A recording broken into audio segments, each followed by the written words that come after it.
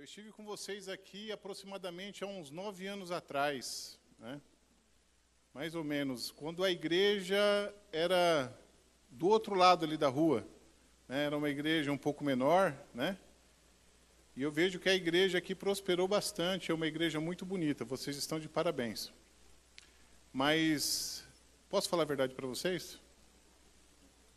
Ela não chega aos pés de vocês, da igreja de Deus, da igreja verdadeira, né?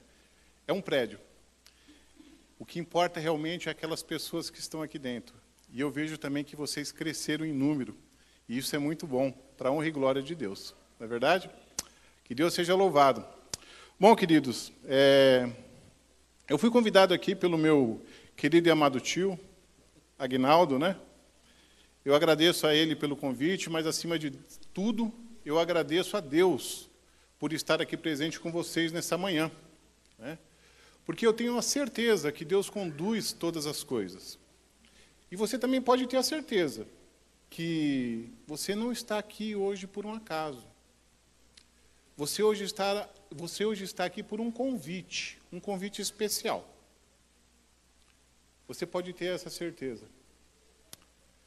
Há uns anos atrás, eu recebi um convite para pregar em uma igreja, em um grupo, em São Miguel Paulista, ali próximo da região onde eu nasci. O Aguinaldo conhece muito bem, é a região também onde ele viveu muitos anos.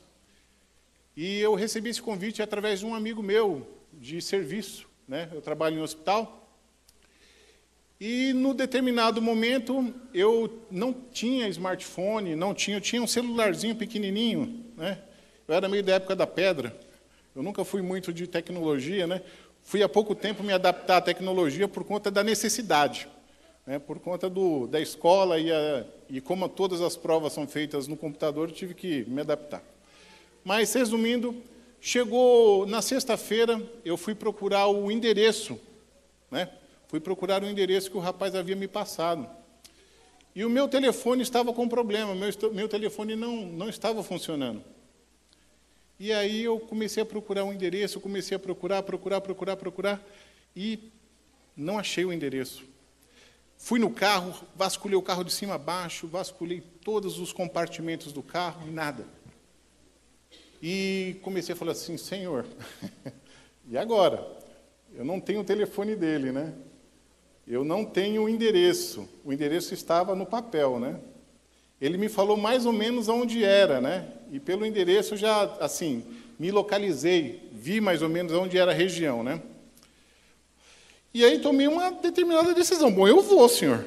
Eu vou, e vou chegar lá perto, e se por um acaso, né? Eu vou tentar. E fui para a sala, perguntei para minha esposa, perguntei para todo mundo, e nada do endereço. E vasculhei o carro, tirei tudo, baixei o quebra-sol, olhei o quebra-sol, peguei todos os papéis, juntei tudo de novo e coloquei lá. E aí, sentei no sofá da sala, fiquei meditando, né? E aí falei, Senhor, me ajuda, né? Se for da tua vontade mesmo que eu esteja lá, eu peço a sua ajuda. E aí, um pensamento veio à minha mente. Falei assim, vai no carro, né? Dá uma olhada de novo no carro, quem sabe você acha. E aí eu falei, mas eu já olhei no carro, vasculhei tudo, né? Acho que não vou conseguir achar mesmo. Mas o pensamento persistia. Vai no carro. E aí, eu falei, bom, eu vou no carro de novo, né? Cedi ao pensamento e fui. Chegando lá, abri o carro, sentei e olhei para cima, no quebra-sol, pronto para colocar a mão de novo nos documentos e olhar. Para minha surpresa, queridos, o papel do endereço, dobradinho, sabe? Bem dobradinho. Não estava dentro do quebra-sol. Ele estava dobradinho no cantinho do quebra-sol. O mesmo quebra-sol que eu havia acabado de vasculhar ele. Como se ele estivesse colocado ali com o maior cuidado para que eu pudesse vê-lo, no cantinho. Eu tive a certeza que eu deveria estar lá naquele local, naquele dia. Mas eu tive uma outra certeza, queridos. Nada é por um acaso. Deus está no controle de todas as coisas. E se você acredita nisso hoje, diga amém. Amém. Diga amém e olhe para o seu amigo aqui do lado, olhe para cada um de vocês e parabenize-o, porque ele está aqui. Dê um parabéns para ele se você acredita. Fala, parabéns, meu irmão, por ter ouvido a voz do Espírito Santo, por estar aqui presente. Deus seja louvado na sua vida. Você ouviu a voz de Deus. É muito bom estar aqui com vocês. Por favor, dê a mão, irmãos. Vocês já deram? Eu não vi, desculpa. Mas Deus viu. Bom, irmãos, quando eu estive aqui na igreja de Inocópia, aqui com vocês, aqui há 9 anos atrás, eu havia acabado de me converter novamente, porque eu sou de berço, sou da Igreja Adventista do Sétimo Dia, nasci no berço da igreja. E recebi um convite para vir pregar na igreja de Inocópia. E tive a coragem de aceitar. Mas eu devo reconhecer, queridos, mais corajoso foi o Aguinaldo que me convidou. Ele foi corajoso. A minha coragem não foi tanta, mas a dele foi muito corajoso. E vim. E naquele dia, a minha pregação acabou sendo mais um testemunho do que uma pregação em si, né? Acabei mais dando um próprio testemunho do que das coisas que me aconteceram no decorrer da minha vida e o motivo que levou eu a sair da igreja e quando eu voltei. Mas a pregação não saiu do modo como eu queria, não fiquei satisfeito, mas tive a certeza que deveria ter estado aqui e também tive a certeza, em nome de Jesus, que o meu testemunho foi válido para a vida de muitas pessoas e de muitos jovens, que hoje já não devem ser tão jovens. Já, naquela época, uma criança de 10 anos já deve ter aí os seus 19 anos. E se ele memorizar, com a graça de Deus, aquele testemunho, em determinado momento da vida dele, isso vai ser útil para ele, com a graça de Deus. Amém? Bom, todo começo é difícil, não é verdade? E às vezes a gente é meio atrapalhado, né? Casamento é assim, não é? No começo do casamento, putz, quanta burrada, né? Como a gente faz coisa que às vezes se arrepende, né? Às vezes a gente mira num alvo, determina o bom, mas acaba errando, né? Às vezes por falta de experiência, às vezes por falta de buscar o conhecimento, né? Nós acabamos nos equivocando e errando. E é assim tudo na vida. Eu trabalho no hospital, eu vi aqui o irmão aqui que falou que trabalha aqui com transporte de pacientes. É um trabalho louvável, Deus seja louvado na vida do nosso irmão. Mas na área médica, quando você entra lá dentro do hospital, você vê muita coisa. Você vê, especialmente quando se trata de hospital residente, de residentes, né, hospital escola. Você vê, às vezes, pessoas que estão ali recém-formadas ou quase no final da sua formatura, né, e às vezes tentam fazer, mas não conseguem desenvolver, porque às vezes não têm um conhecimento suficiente, né, e às vezes o ambiente está impróprio e ele não tem experiência suficiente. Tá? E se tratando de evangelismo, hoje a nossa pregação vai ser a respeito disso. Né? Nós vamos falar aqui orientações a respeito de como podemos ser mais bem-sucedidos em nossa vida, o quê? De evangelistas. Né? O que a Bíblia nos fala a respeito, o que o próprio Jesus nos fala a respeito. Né? Eu gostaria de passar um videozinho para vocês, o vídeo é rápido, o vídeo está pronto, e eu gostaria que vocês assistissem com bastante atenção. E depois eu gostaria assim, do comentário de vocês, rapidamente.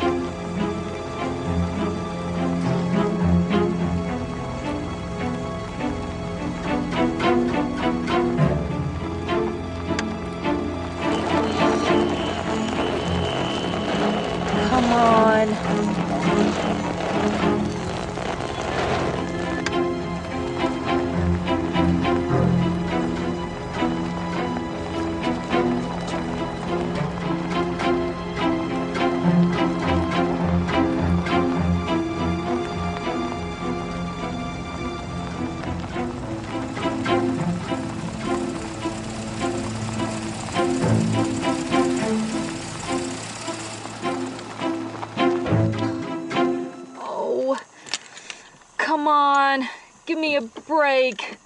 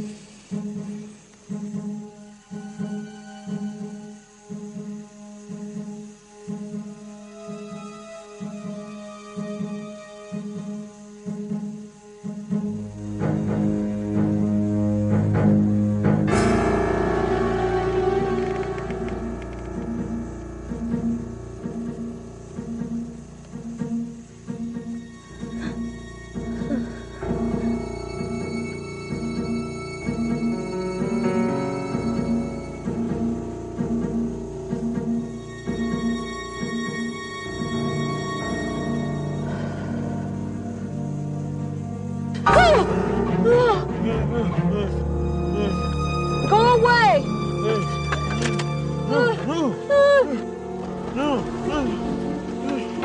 I don't have any money! Go away! Go away or I'll call the police!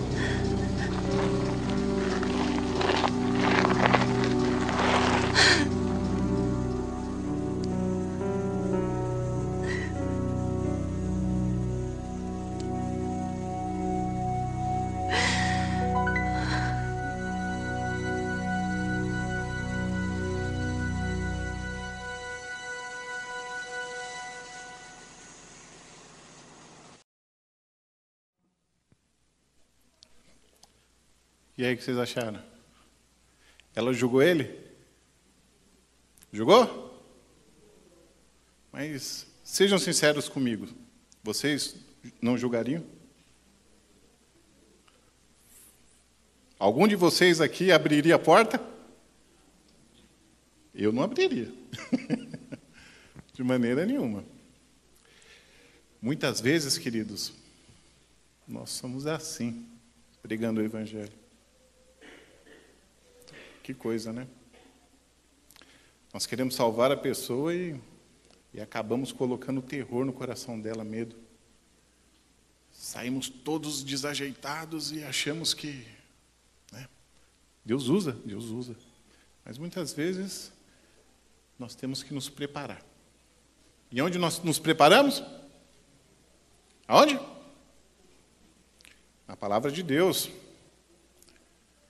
Estudando a palavra de Deus, nos preparando, nos programando, fazendo cursos, né?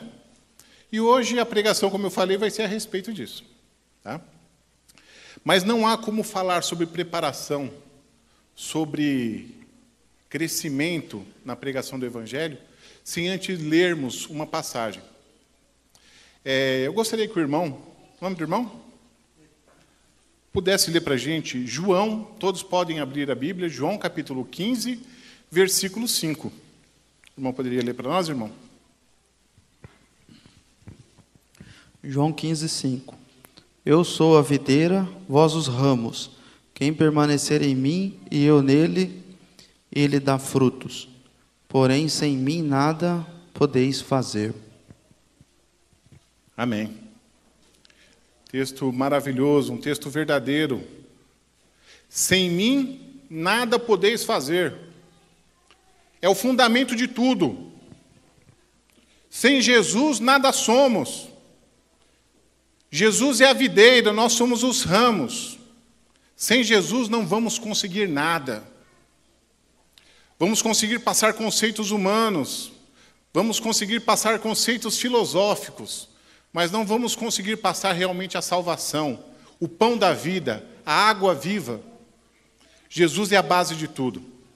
Em outras palavras, queridos, a santificação é a base de tudo, a santidade. Mas vamos analisar um pouco o que seria santidade. Aos olhos dos irmãos, o que seria santidade aos olhos dos irmãos? É um termo muito usado, né? Um termo muito falado. Nós somos santos, né? A santidade do povo de Deus. O que seria santidade? Por favor, irmãos, vamos participar. Podem estar falando. Sem medo de errar. Aqui é um aprendizado. Nós não estamos lá fora, agora nós estamos aqui dentro. O que é santidade? Santidade é separado, é isso? Muitas pessoas falam que é o que está separado. É isso, né? Sim. É verdade, separado é santo, é o que é separado a Deus. Mas para ampliarmos um pouquinho mais a visão de santidade, eu gostaria de contar uma história, relembrar uma história aos irmãos, uma história muito conhecida. Moisés, quando estava ali próximo ao Monte Sinai, ele viu uma sarça fazendo o quê? O que acontecia com a sarça? Pegando fogo, muito bem, a sarça estava pegando fogo. Só que o que chamou a atenção de Moisés? A sarça não se consumia, não acabava, né? E ele chegou próximo da sarça, e quando ele chegou próximo da sarça, que foi se aproximando, qual a voz que ele ouviu? Por quê? Porque o lugar é santo. Interessante, né? Aquele lugar, antes de começar a arder em fogo, já estava lá, não estava? Aquela sarça, não estava? A areia também estava, não é? É isso? A areia estava. Era santo antes? Não. O que fez aquele lugar santo? A presença de Deus fez aquele lugar santo. A presença do Senhor faz o lugar ser santo. E eu gostaria de saber por que ele teve que tirar as sandálias. Se a areia que estava lá era tão material quanto as sandálias que estavam no pé dele. Por que ele teve que tirar as sandálias? No deserto, queridos, um dos apetrechos mais importantes para quem caminha no deserto é a sandália. Sem a sandália, você não consegue caminhar no deserto. São pedras, são bichos, areia escaldante. Você fritaria os seus pés literalmente nas areias do deserto. É um apetrecho essencial para quem caminha, para quem peregrina no caminho do deserto. Em outras palavras, ser santo é ter Deus na sua vida e tirar todas as suas providências e depender totalmente de Deus em todas as questões da sua vida. É deixar de ser um evangelista que vai ganhar as pessoas pelas próprias forças e confiar no poder de Deus. O poder de Deus é que vai convencer, é que vai transformar essas pessoas. É que me transforma a cada dia. Não sou eu. Não é ninguém, não é pastor. É o Espírito Santo que transforma isso.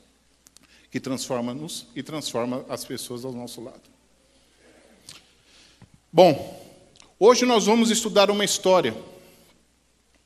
Essa história está lá em João, capítulo 4. Acredito que muitos irmãos aqui conhecem essa história. Mas eu gostaria de antemão de lembrar aos irmãos que o fundamento é Cristo, a salvação é Cristo. Sem Cristo nada podemos fazer. Mas isso não significa que nós não temos o quê? Que nos aprimorar em Cristo e fazer planos para que possamos chegar até as pessoas com mais facilidade e arrecadar mais almas para o reino de Deus. Todos abriram, todos acharam? Esse texto é a respeito o quê? Uma mulher? Samaria. Uma mulher samaritana, né? Uma mulher samaritana. E ali eles estavam se encontrando junto ao quê? Ao poço, né? O poço de Jacó, não é isso? E a pregação de hoje, o título dela, queridos, é Junto ao Poço de Jacó. E eu gostaria de ler para vocês o trecho, a partir do versículo 6, do 3 até o 6. E dizia assim: Deixou a Judéia, retirando-se outra vez para a Galiléia. E era-lhe necessário atravessar as províncias de Samaria. Chegou, pois, a uma cidade samaritana chamada Sicar, perto das terras que Jacó dera a seu filho José. Estava ali a fonte de Jacó. Cansado da viagem, assentara-se Jesus junto à fonte, por volta da hora sexta. E aqui começa, queridos, a história de um novo nascimento. Uma nova história. O comentário bíblico adventista, na página número 3, comentário bíblico 5, na página 1037, nos fala o seguinte: o processo pelo qual a mulher de Samaria foi ganha merece o cuidadoso estudo por parte dos interessados em ganhar pessoas para Cristo. Houve 4 estágios principais na sua conversão. Os mesmos estágios que a maioria de nós passamos no processo da conversão. Os mesmos estágios que devemos buscar conduzir aqueles a quem pregamos. Estágios essenciais que devemos o quê? Nos aprimorar. Hoje nós estudaremos esses 4 estágios, esses 4 fundamentos, tirando, é claro, o fundamento essencial que é Cristo Jesus, que é a santificação, que nos leva a querer nos aprimorar nesses outros estágios. E o primeiro estágio, meus queridos, seria o despertamento de um desejo por algo melhor. E eu gostaria de ler agora a partir do versículo 7, aonde Cristo introduziu esse despertamento nessa mulher. Vamos ler então, a partir do versículo 7, nos fala assim: Nisto veio uma mulher samaritana tirar água. Disse-lhe Jesus: Dá-me de beber. pois seus discípulos tinham ido à cidade para comprar alimentos. Então lhe disse a mulher samaritana: como sendo tu, judeus, pede de beber a mim, que sou mulher samaritana? Porque os judeus não se dão com os samaritanos. Replicou-lhe Jesus: se conheceres o dom de Deus, e quem é que te pede, dá-me de beber tu, lhe pedirias, e ele te daria água? Água viva. Respondeu-lhe ela: Senhor, tu não tens com o que tirar, e o poço é fundo. Aonde, pois, tens água viva? És tu, porventura, maior do que Jacó, o nosso pai, que nos deu o poço, do qual ele mesmo bebeu, e bem assim seus filhos e seu gado? Afirmou-lhe Jesus: quem beber desta água não tornará a ter sede. Aquele, porém, que beber da água, quem beber dessa água tornará a ter sede. Aquele, porém, que não beber da água que eu lhe der, nunca mais terá sede. Pelo contrário, a água que eu lhe der será nele uma fonte a jorrar para a vida eterna. Disse-lhe a mulher: Senhor, dá-me dessa água, para que eu não mais tenha sede, nem precise vir aqui buscá-la.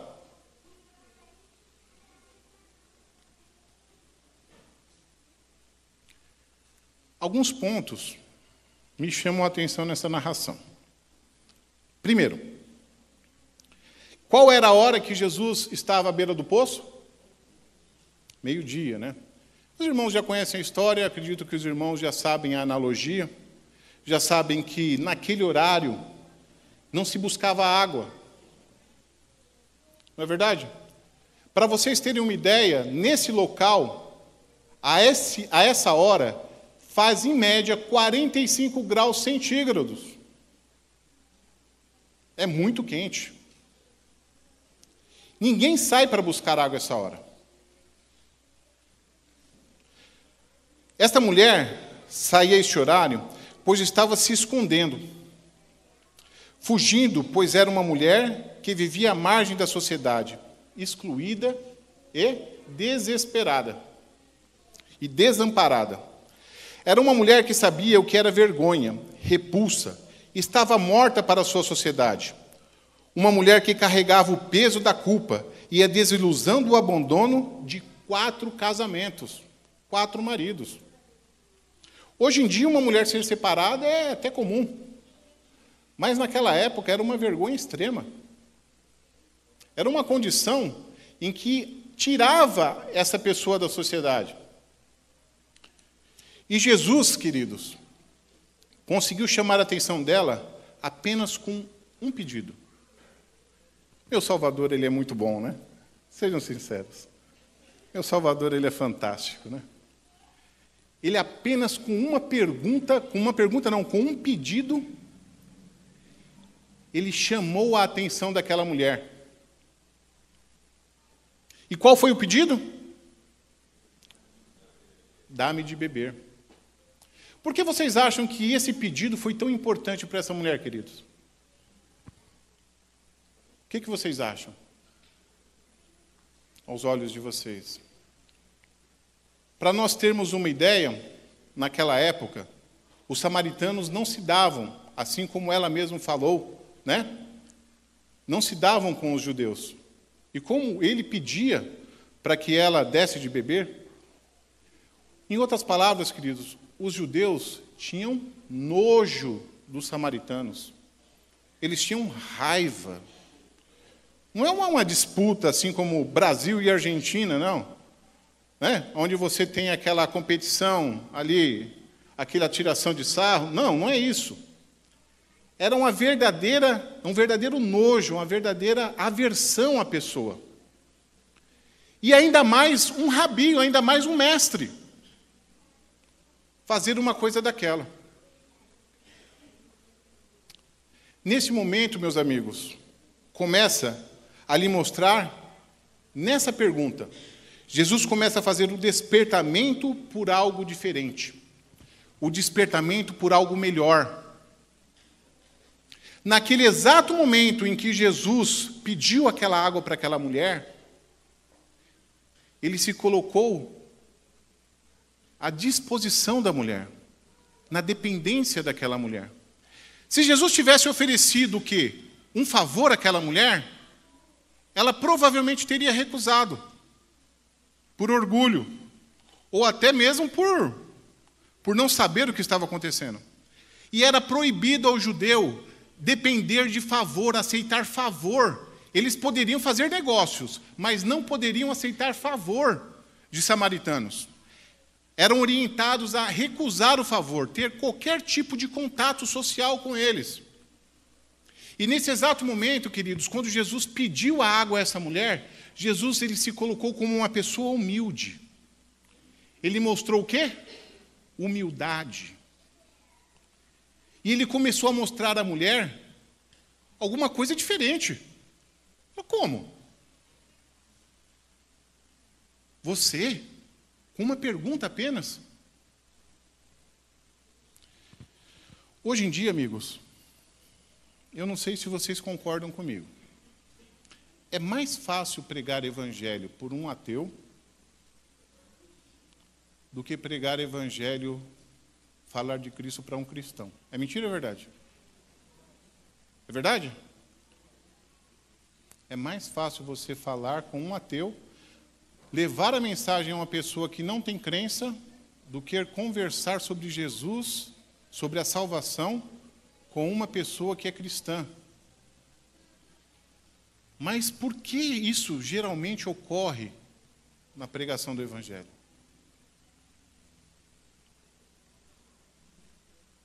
Orgulho. Das duas partes. Nós estamos dispostos a ensinar, nós estamos dispostos a converter, nós estamos dispostos a distribuir livros, literatura, mas nós não estamos dispostos a ser o quê? A ouvir. Nós não estamos dispostos a ouvir, porque achamos que temos toda a verdade. Temos muita luz, queridos. A igreja verdadeira é o movimento dos finais dos tempos para levar a verdade àquela que estava escondida. Mas não temos toda a verdade plena, a plenitude. E devemos saber que existem pessoas salvas não por placa de igreja. Existem pessoas salvas pela graça de Deus em todas as denominações deste mundo. E que necessitam ser esclarecidas a respeito da lei de Deus, do amor e da graça de Deus. Muitas vezes, meus amigos, quantas e quantas vezes ao pregar por uma pessoa, quantos erros eu cometi, chegava para a pessoa e já queria logo, sabe, despejar em cima da pessoa, sabe, aquele monte de conhecimento, e queria provar para a pessoa que eu conhecia, e queria chegar e mostrar Apocalipse e Daniel, e Gênesis, e Jeremias, profecias e o final dos tempos. Aquilo entrava por um ouvido e saía pelo outro. Jesus também, naquele exato momento, meus queridos, ele mostrou humildade. Ele se colocou como uma pessoa humilde. Ele não ligava se ela era samaritana, e isso chamou a atenção dela, trouxe o despertamento para uma coisa diferente. Olha, isso é diferente, aqui é diferente, esse homem não é igual, esse homem é diferente, tem alguma coisa nele que olha, não é igual, eu vou dar atenção para esse homem, pode ser que ele esteja apenas querendo me cantar, porque vocês sabiam que as cantadas eram feitas às beiras dos poços de água? Vocês sabiam disso? Aonde foi que Abraão arrumou uma noiva para o filho dele? À beira do poço, não foi? Os poços eram usados como pontos de cantada. Olha só que interessante. Mas essa mulher, ela sentiu algo diferente. Humildade. Ela sentiu lá nele, quê? Sentiu a falta de preconceito. E aí, queridos, ela sentiu a falta de preconceito. Porque Jesus, meus amigos, ele não tem preconceito contra o ladrão. Ele não tem preconceito como o homossexual. Ele não tem preconceito contra o político corrupto. Ele não tem preconceito contra o umbanda. Ele não tem preconceito contra qualquer tipo de pessoa que exista nesse mundo. E não estou pregando aqui que pecado não é pecado, mas existe uma grande diferença entre Deus amar o pecador e odiar o pecado. Não é verdade?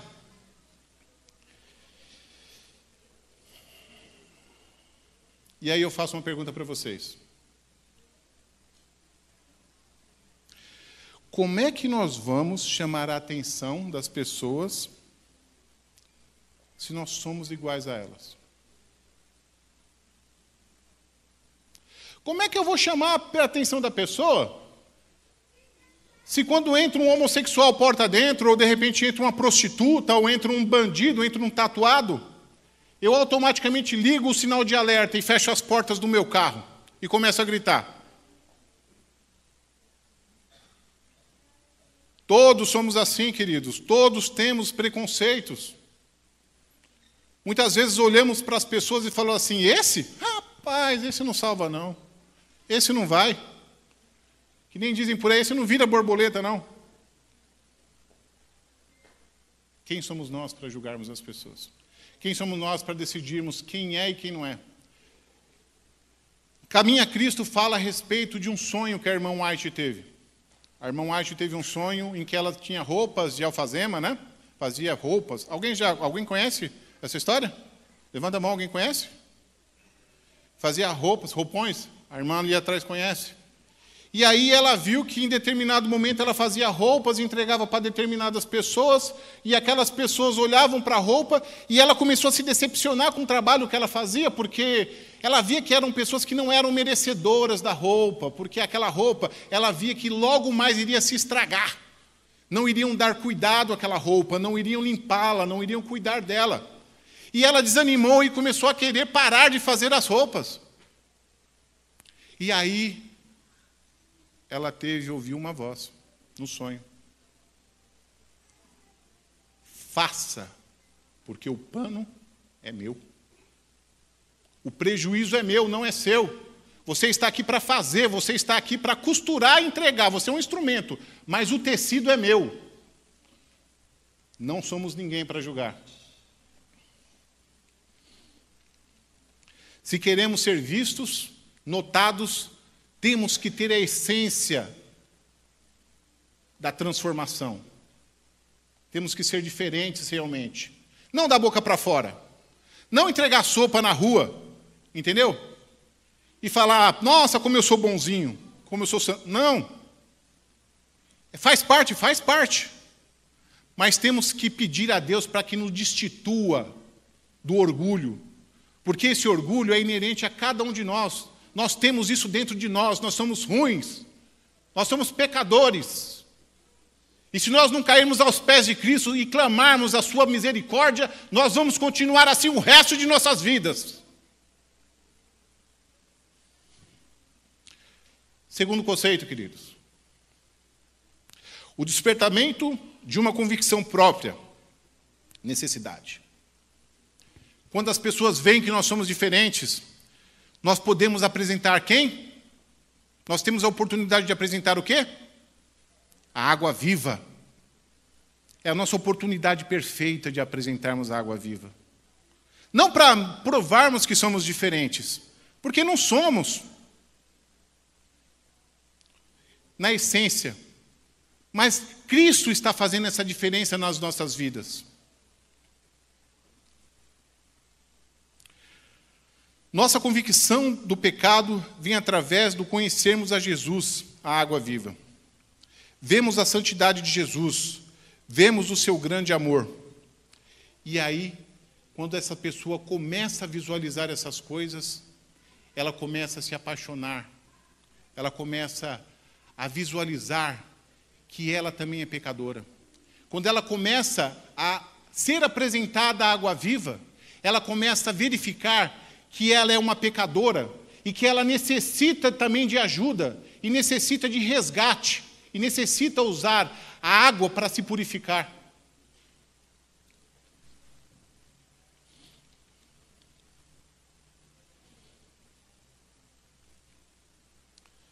Gostaria que os irmãos acompanhassem a leitura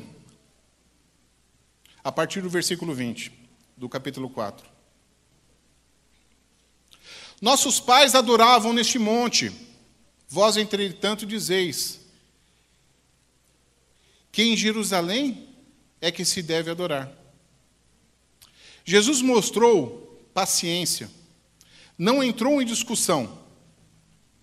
Nesse exato momento, quando essa mulher ela começou a ver a situação da sua vida, e ela começou a ser apresentada e confrontada com os pecados dela, ela almejou uma coisa melhor, e Jesus começou a mostrar para ela o que realmente era ela, qual a sua vida que ela tinha levado até aquele momento. E funciona assim na vida de todos nós. Todas aquelas pessoas que começam a ouvir a palavra de Deus, a conhecer mais a respeito desse Jesus, eles começam a visualizar que eles são pecadores e necessitam de Jesus, assim como nós um dia encaramos essa realidade. Mas, amigos, eu não sei se vocês perceberam, quando geralmente nós encaramos uma verdade e que a verdade dói, o que a gente procura fazer? Se maquiar, né? A gente procura se esconder, procura fugir, mudar o assunto. E foi exatamente isso que essa mulher fez. E aqui, meus queridos, é mais uma lição importante para as nossas vidas. Como evangelistas, como pessoas que pregam a Jesus. Quando as pessoas começarem a sentir a sua decadência, o seu pecado, muitas vezes elas vão mudar, elas vão entrar em discussões vãs com vocês. Elas vão mudar o assunto. E é nessa hora, queridos, que muitos erram. Errei muitas vezes também. Nós começamos a debater o que é certo ou o que é errado em discussões vãs, que não levam a lugar nenhum, não levam à água viva. Em vez de mostrarmos a Jesus, o espírito da verdadeira adoração, como falou Jesus, nós começamos a discutir e queremos ter razão. E aí nós afastamos a pessoa e deixamos de levar essa pessoa até a água viva, que é Jesus, que é o único interesse ali. O interesse não é provar se minha igreja é verdadeira, o interesse não é provar se minha placa é boa. O interesse é levar a pessoa a Jesus, que é a água viva.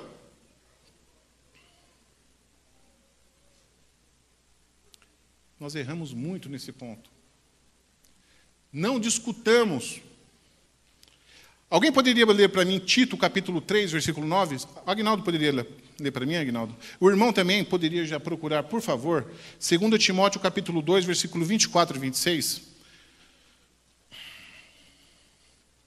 Vamos ver o que nos fala a palavra de Deus a esse respeito.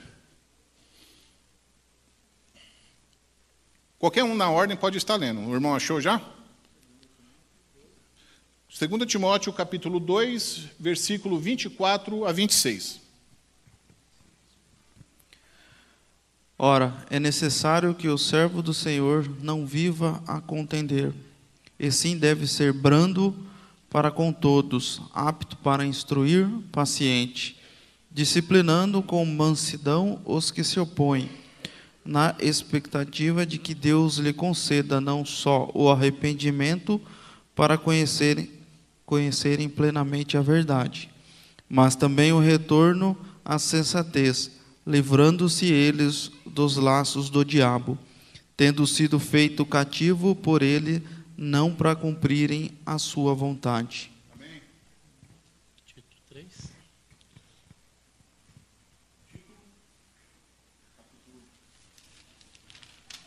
Tito, capítulo 3, versículo 9. Mas não entres em questões loucas, genealogias e contendas e nos debates acerca da lei, porque são coisas inúteis e vãs. A respeito do quê? A respeito do quê, irmãos? Adianta eu discutir? Adianta eu bater boca? Adianta eu ficar discutindo com a pessoa que o sábado é santo? Isso ele vai ver na minha vida. Ele vai ver na diferença da minha vida. Ele vai ver no prazer que eu tenho em guardar o sábado. Ele vai ver na experiência que eu tenho com Deus nos dias de sábado, no meu serviço, na minha escola. Eu não vou conseguir enfiar na cabeça dele que o sábado realmente é santo, que o sábado é o dia do Senhor. Não adianta eu ficar batendo boca. É perca de tempo. O que adianta ganhar a discussão e perder o amigo? Adiantou alguma coisa para Jesus isso? Não adiantou nada para Jesus. Só adiantou para o meu ego.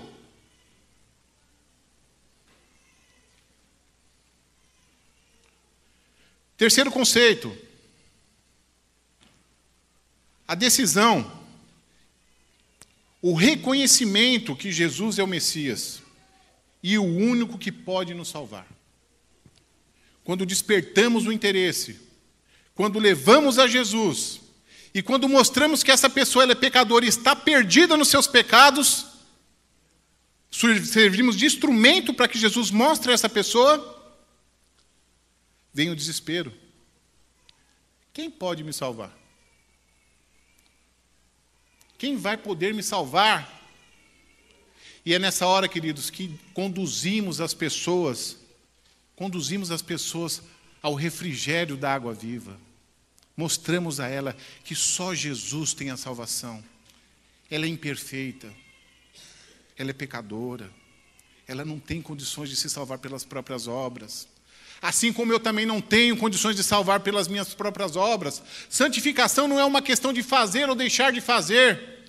Santificação é uma questão de unidade com Cristo. É uma questão de fazer por amor. É uma questão de comunhão com Deus, que me leva a obedecer a palavra de Deus, a trabalhar para Jesus. Filhos de legalistas são legalistas. Se você é instrutor de uma pessoa bíblica, se você é um instrutor bíblico e você é um legalista, você vai criar um legalistazinho. Você não vai criar uma pessoa salva por Cristo. Vai alimentar uma pessoa cheia de dores, cheias de preconceitos. Vai colocar uma pessoa ali amarga, uma pessoa ali que tem um coração oprimido. Ah, se eu não fizer isso, eu vou para o inferno. Meu Deus do céu, eu vou para o inferno. Aquele irmão, nossa, aquele já está lá. Nossa, passou. Não tem mais volta, não. Aquele cometeu pecado contra o Espírito Santo. Aquele já era.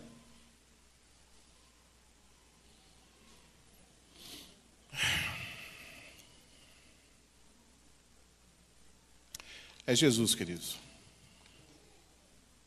Quarto conceito. E finalmente o último.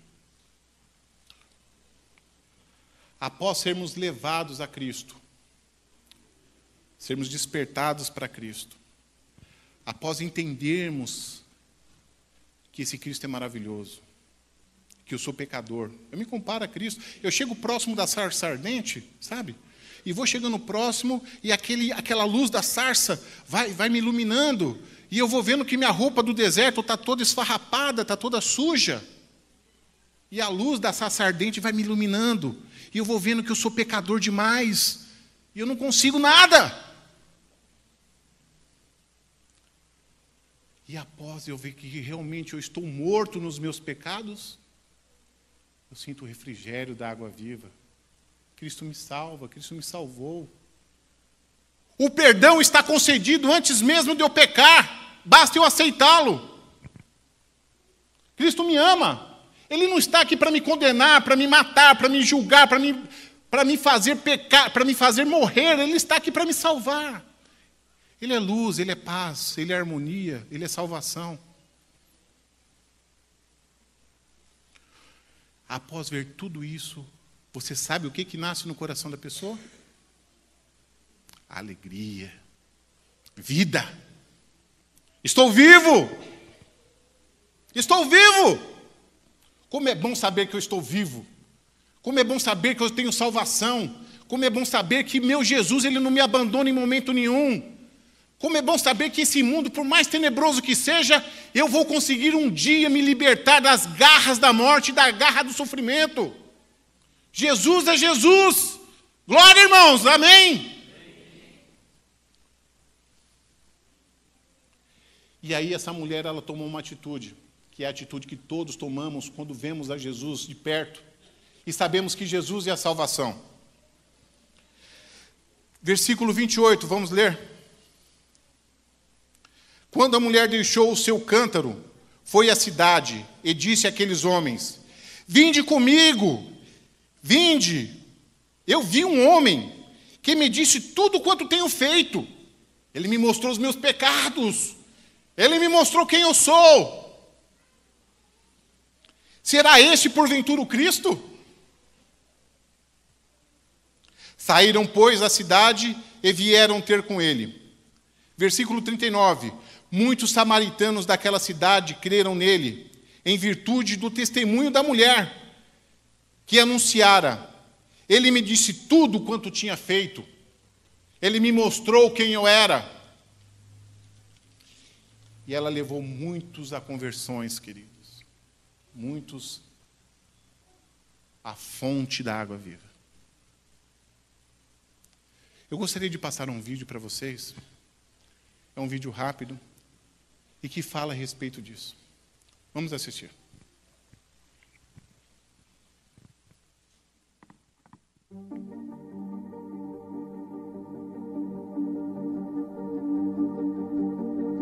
A palavra reencontro é uma palavra muito forte. Hoje, reencontro faz parte da minha esperança. Se a gente parar para pensar, o que todos nós esperamos é pelo encontro com o nosso Salvador e nosso Criador. Murilo foi uma pessoa que, na sua trajetória, no seu pouco tempo de vida, ele levou Jesus para as pessoas. Quantas ele pôde levar, ele levou. Porque ele queria mostrar, levar a esperança que ele tinha, ele queria passar isso para aquelas pessoas que ainda não tinham esperança nenhuma. Murilo não fez membro de igreja, Murilo fez discípulo. Murilo levou mais de 200 pessoas ao batismo.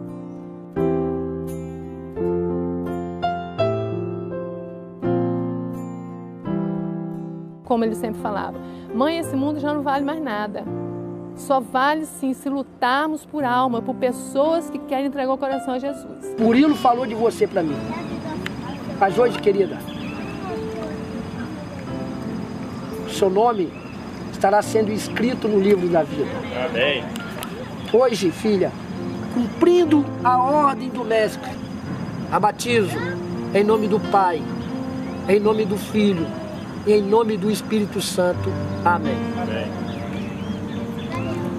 O Murilo, ele não media esforços para levar a palavra de Deus para alguém.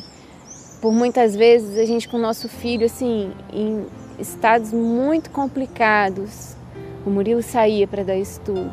Ele respirava a volta de Jesus. Ele, muitas vezes, com o Eduardo passando mal, eu sentada no sofá com ele, ele se ajoelhava do meu lado, orava, olhava para mim e falava: nega, eu estou indo para que isso acabe logo. Jesus precisa voltar.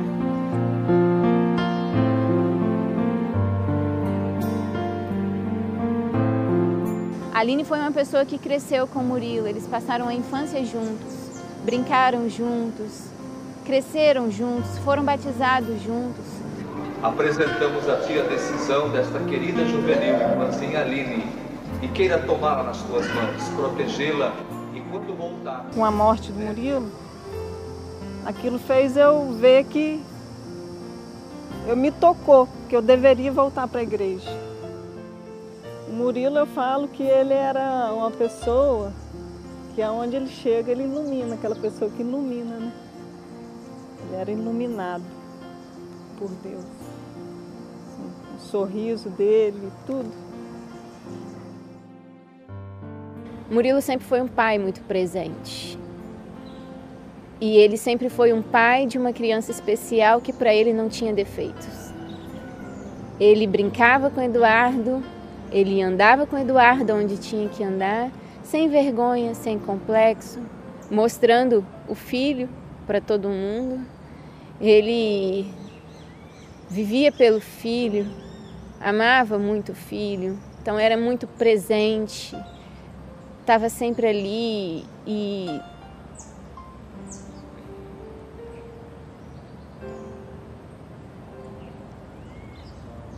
Eduardo sente a falta. Tinha uma ligação muito forte.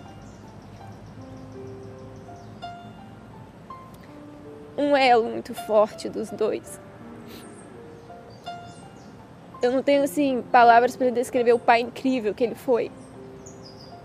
Um pai que, mesmo que o filho não entendesse muito, mas que deixou plantado no coração do filho a certeza de que um dia eles vão correr junto.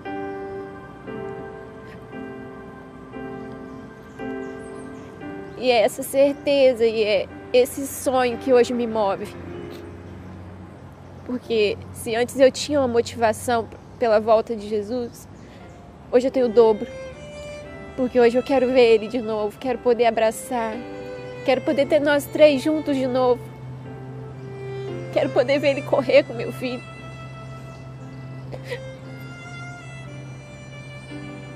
Quero poder escutar o Eduardo chamar o pai dele de pai.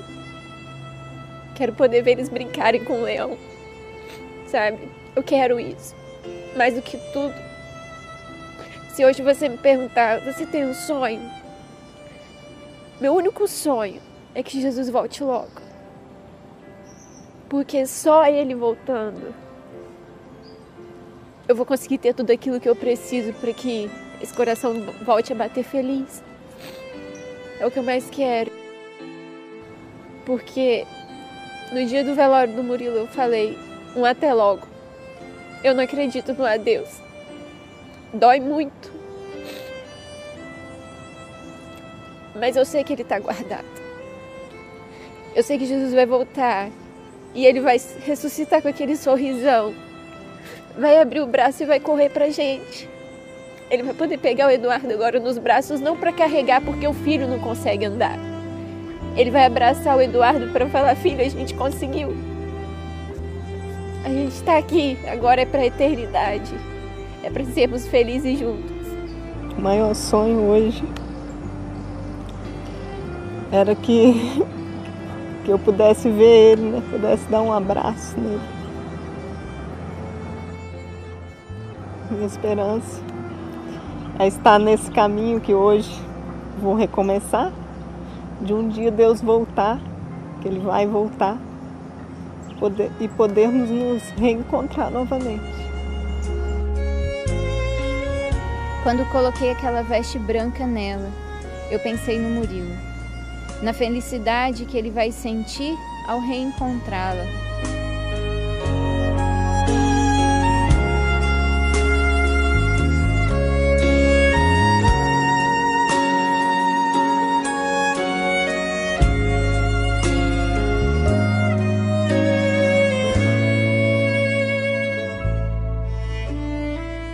E a decisão que a Aline tomou ao lado do Senhor só confirma para mim que vale a pena você falar desse Jesus maravilhoso assim como o meu marido fazia.